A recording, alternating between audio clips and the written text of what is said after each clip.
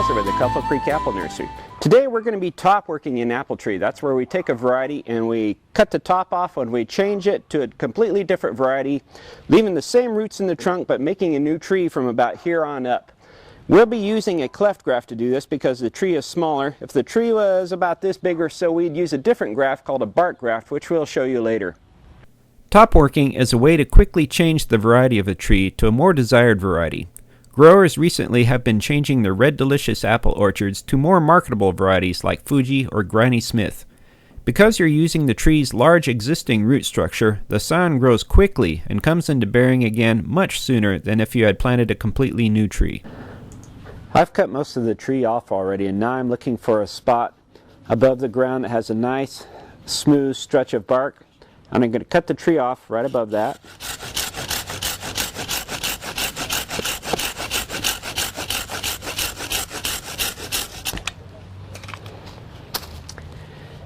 Now I'm going to put a split down the middle of it. I take my knife and put the knife in the middle of the tree and beat it in. What that does is cause a split. And that's what's going to hold the scion that I'm going to put in there.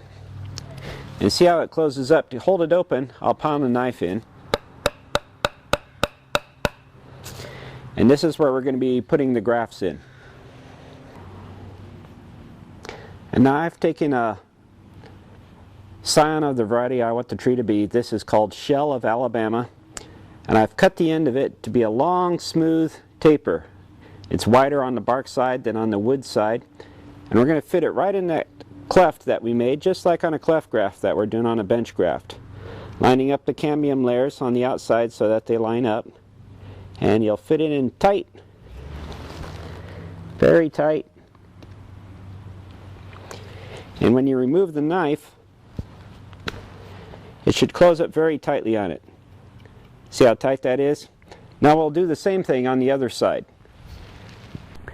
Now that both grafts are in, they're very tight. See how snug and tight they are? I will bind it up with plastic tape. This is a vinyl tape, but just about any tape will do. Even cut up trash bags, any plastic that you have. Over the years it has been tied up with many things, from rawhide to string to thread. All it's doing is sealing the water in and keeping it tight until the branches start to grow. Then I'll tuck the end of it under the tape and pull it tight.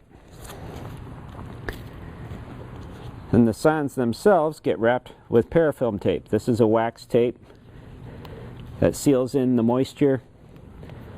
It's very soft and the buds will bud right through it. All it does is hold in the moisture until it starts to grow. It will degrade quickly in the sunlight. Then for the top of the graft, I'm going to use grafting wax.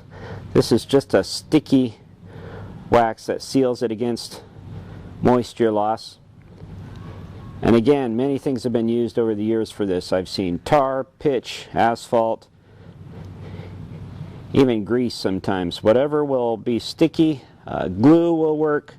Anything to seal the top of this against moisture loss. Then finally, you want to label it so you know which one you put on this. This seals really good into the wax. Now we'll leave both of these on here and let them both sprout. And whichever one starts to grow bigger, we'll cut the other one off, and then this one will swell up and swallow this bottom of the tree and make your new tree. If the trunk or limb you're grafting onto is larger than 6 or 7 centimeters, it may work out better to do a bark graft. To do this, make a knife cut all the way through the bark down to the wood about 5 centimeters long. Make a little pocket at the top of the cut to start your scion into. Sharpen a scion on one side so that it comes down to a point, cutting a little off the tip on the other side so the tip won't break off as easy when you push it in. With the cut side facing in, push the scion between the bark and the wood as far as you could push it in. The bark will open up at the cut to accept it. Then tie it securely with tape and seal the top, wrapping the scion with parafilm tape. I should add that top working only works well with trees that are healthy and growing vigorously. If they are struggling or not putting on much growth each year, it may kill the tree, and you're better off just planting a new tree. So until next time, I'm Kevin Hauser with the Copper Creek Apple Nursery.